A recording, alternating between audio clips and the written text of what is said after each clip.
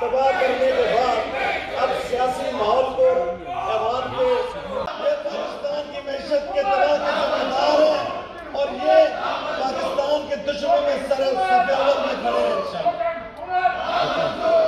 Sir तशरीफ रखें, question are शुरू करूं प्लीज। आपने एहतजाज कर लिया, आप तशरीफ रखें प्लीज। आपने एहतजाज कर लिया, आप तशरीफ रखें।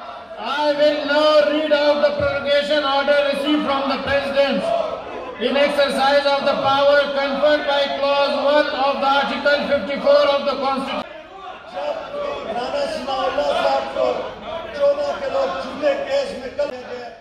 फिर जब जवाब दिया गया प्रॉपर मेडिकल उसकी एग्जामिनेशन हुई है जिसमें कोई निशिस्तों पे चलें प्लीज, अपने निशिस्तों पे चलें। आप लोग अपनी निशिस्तों पे चलें प्लीज।